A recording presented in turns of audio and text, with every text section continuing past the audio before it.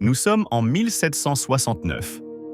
La Corse vient tout juste d'être rattachée à la France.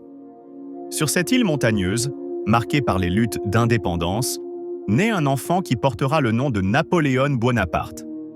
Sa famille n'est pas riche. Son père, Carlo Bonaparte, est avocat, et sa mère, Laetitia, une femme de caractère, connue pour sa rigueur et son courage. Napoléon grandit dans un foyer où l'on parle corse, où l'on respire la fierté insulaire, mais aussi où l'on ressent la fragilité d'une famille qui doit composer avec un nouveau pouvoir français. Dès son enfance, Napoléon se distingue par un tempérament solitaire et réfléchi. On raconte qu'il aimait s'isoler pour lire, observer et rêver de grandes conquêtes. Ses camarades le décrivent comme sérieux, parfois colérique, mais toujours animé d'une volonté de dominer les jeux et les débats. À l'âge de 9 ans, grâce à une bourse royale, il quitte la Corse pour rejoindre la France continentale. Direction l'école militaire de Brienne. Là, il découvre un monde nouveau, des enfants issus de familles nobles, riches, qui se moquent de son accent corse et de ses manières. Napoléon est marginalisé. Mais au lieu de se laisser abattre, il transforme cette solitude en force. Il se plonge dans les livres. Ses héros, Alexandre le Grand, Jules César, Hannibal, il dévore les récits de bataille, les stratégies antiques, les vies des grands conquérants. Déjà, il se forge une conviction. L'histoire appartient à ceux qui osent. À Brienne, il se passionne aussi pour les mathématiques et l'artillerie. Il comprend que la guerre n'est pas seulement une affaire de bravoure, mais aussi de calcul, de précision, de science. Cette approche rationnelle deviendra l'une de ses marques de fabrique. Un de ses professeurs dira de lui « Cet enfant ira loin s'il en a l'occasion ». En 1784, Napoléon intègre l'école militaire de Paris. Là encore, il se distingue par son sérieux. Tandis que beaucoup de ses camarades profitent de la vie mondaine, lui se concentre sur ses études. À seulement 16 ans, il devient officier d'artillerie. Mais derrière cette ascension scolaire, il y a un jeune homme qui reste profondément marqué par ses origines. Il n'oublie jamais la Corse, ni le sentiment d'être un étranger en France. Ce mélange de fierté et de frustration nourrit son ambition. Il veut prouver sa valeur, non seulement à ses camarades, mais au monde entier. Lorsque la Révolution française éclate en 1789, Napoléon n'a que 20 ans. Mais déjà, il voit dans ce bouleversement une opportunité. L'ancien ordre s'effondre, les hiérarchies traditionnelles vacillent. Pour un jeune officier sans fortune, c'est une chance unique de gravir les échelons par le mérite et par le talent. Et Napoléon est prêt. Prêt à saisir chaque occasion, prêt à transformer chaque bataille en tremplin. Ce jeune homme, méprisé pour son accent et son origine, va bientôt devenir le maître des champs de bataille européens. Mais avant cela, il lui faudra prouver sa valeur dans le feu de l'action. La Révolution française bouleverse tout. Les rois tremblent, les aristocrates fuient, et la France cherche de nouveaux leaders. Dans ce chaos, un jeune officier corse voit s'ouvrir devant lui un chemin inattendu. En 1793, à Toulon, une ville tenue par les royalistes et soutenue par la flotte britannique, Napoléon se distingue pour la première fois. À seulement 24 ans, il propose un plan audacieux. Placer l'artillerie de manière stratégique pour reprendre le port. Son plan fonctionne, Toulon tombe, la République est sauvée, et Napoléon est promu général de brigade. C'est le début d'une ascension fulgurante. Mais ce n'est pas seulement son génie militaire qui attire l'attention. C'est aussi son ambition, sa confiance en lui et sa capacité à inspirer. Ses supérieurs voient en lui un homme qui ne doute jamais, qui ose toujours. En 1796, il reçoit le commandement de l'armée d'Italie. Une armée en lambeaux, mal équipée, démoralisée. Beaucoup pensent que c'est une mission impossible. Mais Napoléon transforme cette faiblesse en force. Il s'adresse directement à ses soldats. « Soldats, vous êtes nus, mal nourris. Le gouvernement vous doit beaucoup, mais il ne peut rien vous donner. Je veux vous conduire dans les plaines les plus fertiles du monde. Là, vous trouverez honneur, gloire et richesse. » Ces mots électrisent ces hommes. Ils voient en lui non pas un général lointain, mais un chef proche qui comprend leurs souffrances et leur promet un avenir meilleur. La campagne d'Italie devient un chef-d'œuvre. En quelques mois, Napoléon enchaîne les victoires. Montenotte, Lodi, Arcole, Rivoli.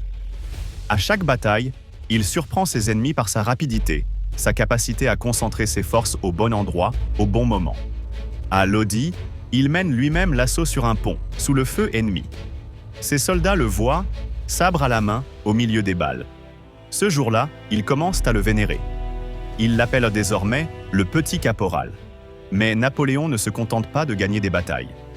Il comprend l'importance de la communication. Après chaque victoire, il rédige des bulletins triomphants envoyés à Paris. Le peuple découvre ce jeune général qui multiplie les exploits. Sa légende commence à naître. En Italie, il impose aussi sa vision politique. Il crée des républiques sœurs, restructure les territoires, prélève des contributions. Il n'est pas seulement un militaire, il est déjà un homme d'État en devenir. Et dans sa vie personnelle, un autre événement marque cette période. Son mariage avec Joséphine de Beauharnais. Veuve d'un aristocrate guillotiné, Joséphine est élégante, mondaine, influente. Leur union n'est pas seulement une affaire de cœur, mais aussi un tremplin social pour Napoléon.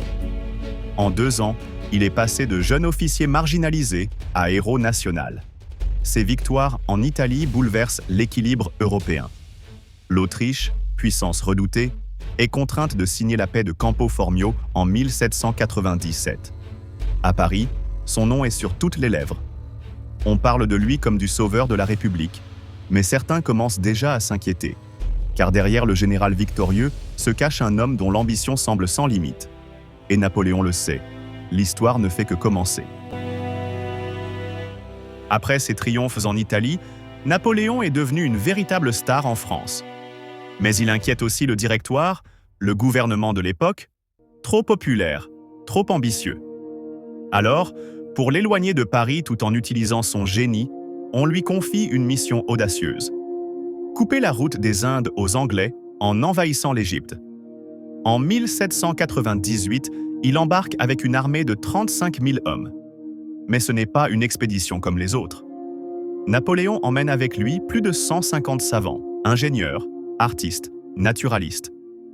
Car il ne veut pas seulement conquérir, il veut aussi éclairer. C'est une armée de soldats, mais aussi une armée de chercheurs. Le voyage est long et périlleux. La flotte française échappe de peu aux Anglais. Mais en juillet, Napoléon débarque à Alexandrie. L'expédition commence. Très vite, il doit affronter les Mamelouks, cavaliers redoutés qui dominent l'Égypte depuis des siècles. Le 21 juillet 1798, près des pyramides de Gizeh, Napoléon rassemble ses troupes. Face à des milliers de cavaliers, il sait que la peur peut s'emparer de ces hommes.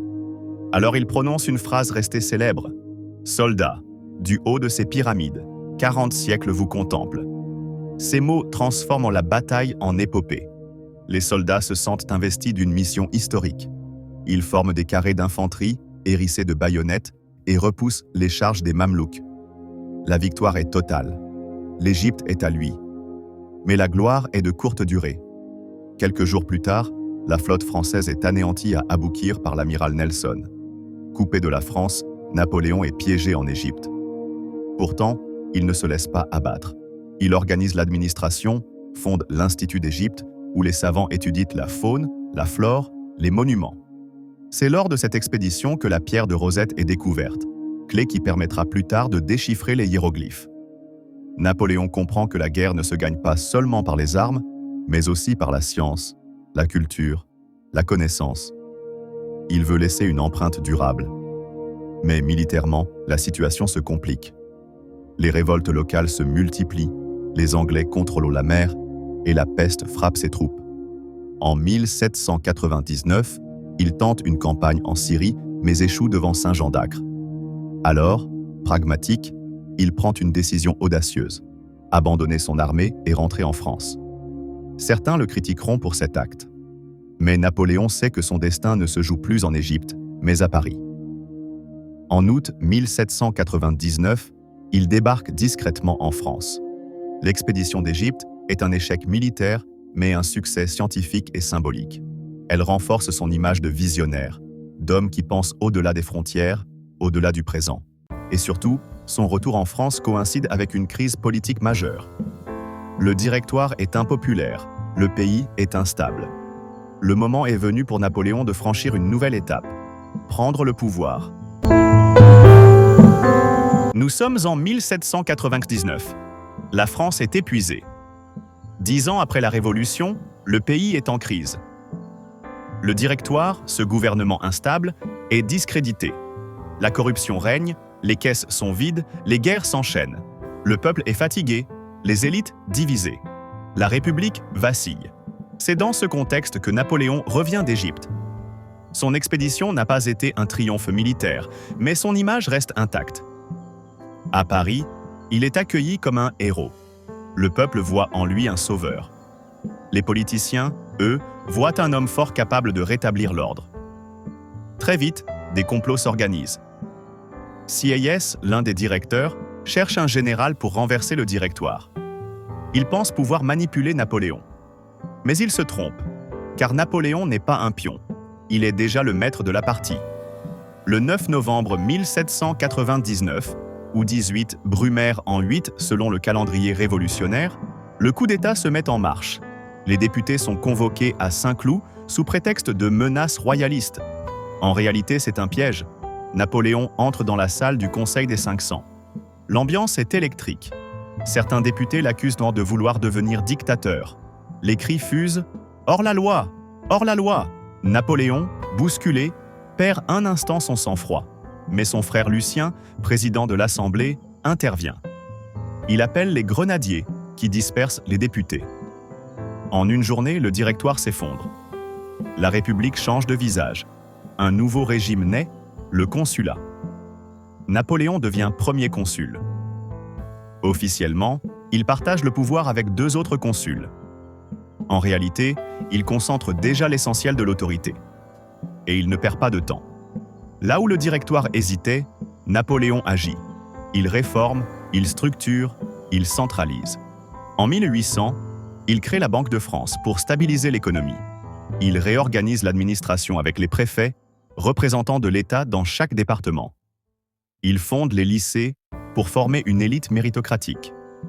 Et surtout, il lance la rédaction du Code civil, qui deviendra le socle juridique de la France moderne. Mais Napoléon ne se contente pas de réformer. Il sait que la paix est nécessaire pour consolider son pouvoir. En 1800, il mène une nouvelle campagne en Italie. La bataille de Marengo est incertaine, presque perdue. Mais grâce à un contre-attaque décisive, il arrache la victoire. Cette bataille devient un symbole. Napoléon est invincible. En 1801, il signe le concordat avec le pape Pie VII. Après des années de tensions entre l'Église et la Révolution, il rétablit la paix religieuse. Ce geste apaise les campagnes, rassure les croyants et renforce son autorité.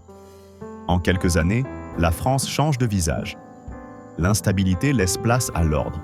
Le chaos révolutionnaire se transforme en un État fort, centralisé, efficace. Mais derrière cette façade républicaine, Napoléon prépare déjà l'étape suivante. Car il n'a jamais été homme à se contenter du pouvoir partagé. Son ambition est plus grande, beaucoup plus grande. Et bientôt, il ne sera plus seulement premier consul, il deviendra empereur des Français. Nous sommes en 1804. Napoléon n'est plus seulement premier consul, il est devenu l'homme fort de la France. Mais son ambition ne connaît pas de limite. Le 2 décembre, dans la cathédrale Notre-Dame de Paris, il franchit une étape symbolique. Il se fait couronner empereur des Français. Et dans un geste qui marquera l'histoire, il prend la couronne des mains du pape Pie VII et la pose lui-même sur sa tête. Message clair, son pouvoir ne vient de personne d'autre que de lui-même. Dès lors, l'Europe entière se ligue contre lui. Les monarchies craignent ce général révolutionnaire devenu empereur. Mais Napoléon est prêt. Ses campagnes vont entrer dans la légende. Austerlitz, le soleil de gloire, 1805. En décembre 1805, face aux armées russes et autrichiennes, Napoléon se retrouve en infériorité numérique. Mais il a un plan. Il feint la faiblesse, abandonne volontairement une position stratégique et attire ses ennemis dans un piège. Le matin du 2 décembre, un soleil radieux perce le brouillard. C'est le fameux soleil d'Austerlitz. Ses troupes écrasent l'ennemi. La victoire est totale. L'Europe est stupéfaite. Austerlitz devient le symbole de son génie militaire. Iéna et Auerstedt. La Prusse balayée, 1806. Un an plus tard, c'est la Prusse qui ose défier Napoléon. En une seule campagne, il écrase son armée à Iéna et Auerstedt. La Prusse, jadis puissance redoutée, est humiliée. Berlin tombe. Napoléon entre dans la ville en conquérant Eylau et Friedland. Le choc avec la Russie, 1807. Mais la Russie n'a pas dit son dernier mot. À Eylau, en plein hiver polonais, la bataille est sanglante, indécise. Pour la première fois, Napoléon vacille. Mais quelques mois plus tard, à Friedland, il reprend l'avantage. Le tsar Alexandre Ier est contraint de négocier. En 1807, les deux hommes se rencontrent sur un radeau au milieu du Niémen. C'est le traité de Tilsit. L'Europe est partagée entre la France et la Russie. Napoléon est au sommet de sa puissance. La guerre d'Espagne, le Bourbier, 1808. Mais tout n'est pas victoire. En Espagne, Napoléon sous-estime la résistance populaire. La guérilla, soutenue par les Anglais, épuise ses troupes. Ce conflit devient un véritable bourbier, une plaie ouverte qui saignera son empire pendant des années. Wagram, la revanche sur l'Autriche, 1809. En 1809, l'Autriche tente une nouvelle fois de briser Napoléon. La bataille de Wagram est titanesque. Plus de 300 000 hommes s'affrontent. Après 2 jours de combats acharnés, Napoléon l'emporte. Mais la victoire est coûteuse. Les pertes sont immenses. L'ombre de l'usure commence à planer sur son empire. Le chef de guerre est l'homme d'État. Au-delà des batailles, Napoléon est un maître de la communication. Ses bulletins de la Grande Armée sont lus comme des récits épiques. Chaque victoire est transformée en légende.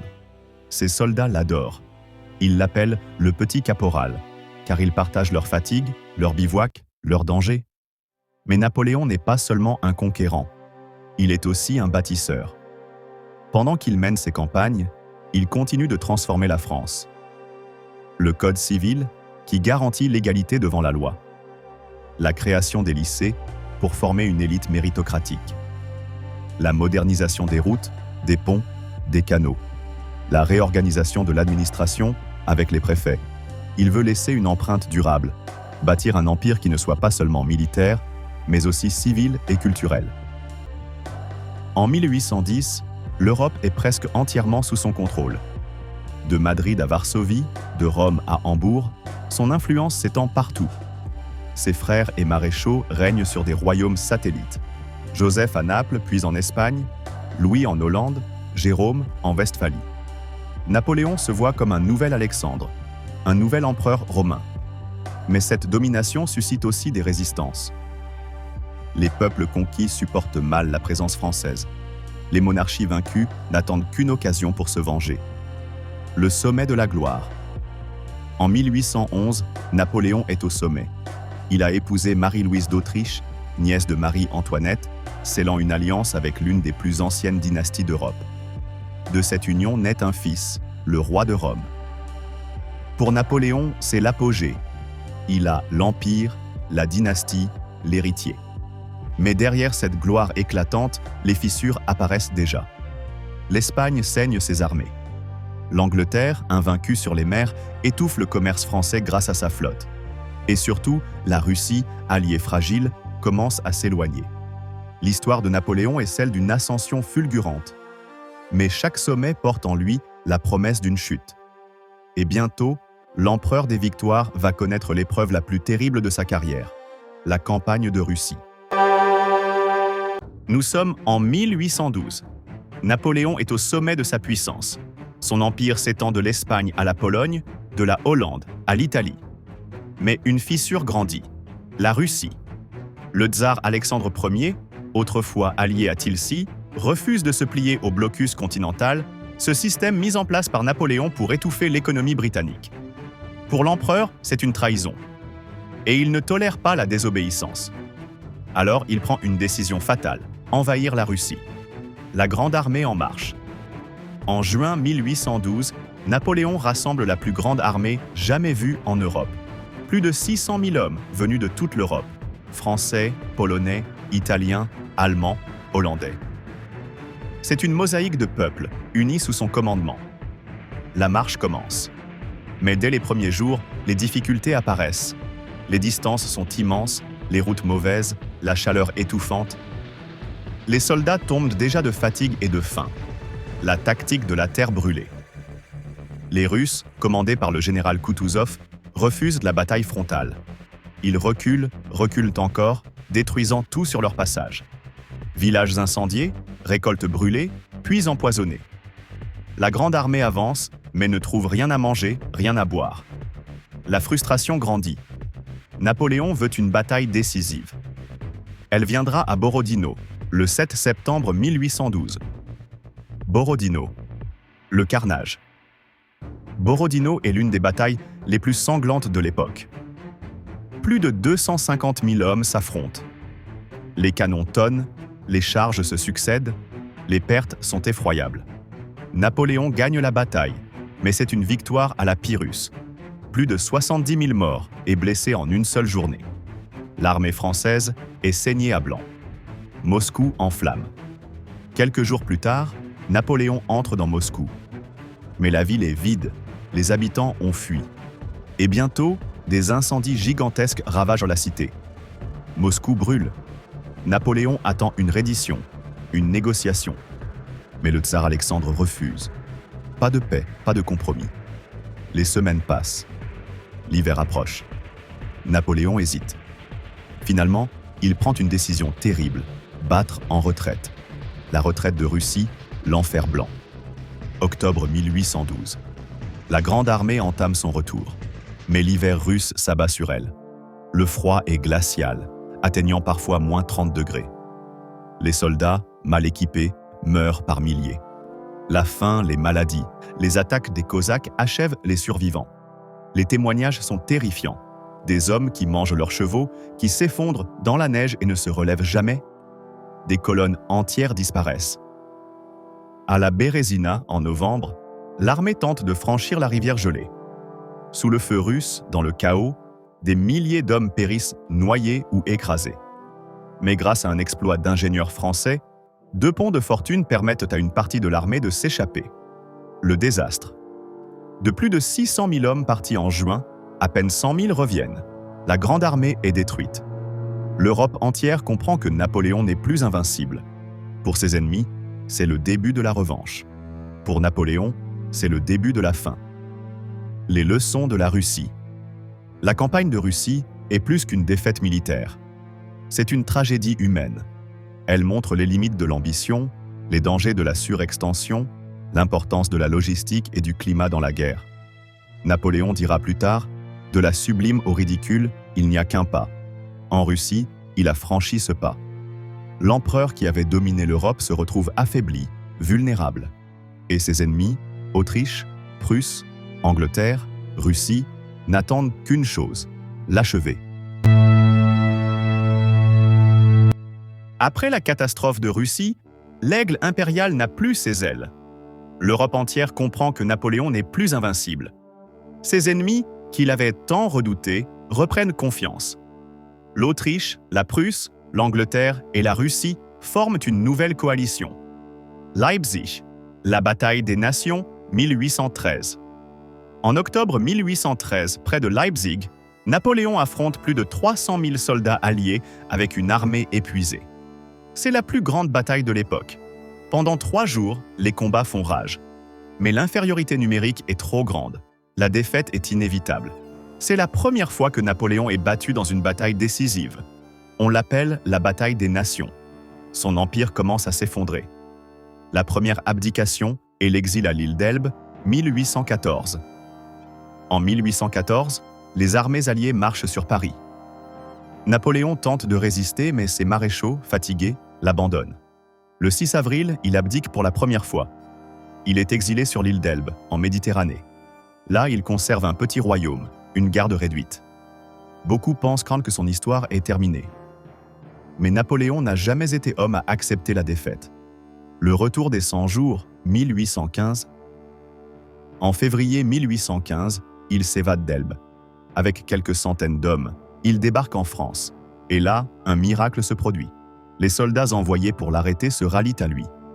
À Grenoble, il s'avance seul, ouvre sa redingote et lance « Soldats, me reconnaissez-vous? S'il en est un parmi vous qui veuille tuer son empereur, me voici. » Personne ne tire. Les soldats crient « Vive l'empereur !»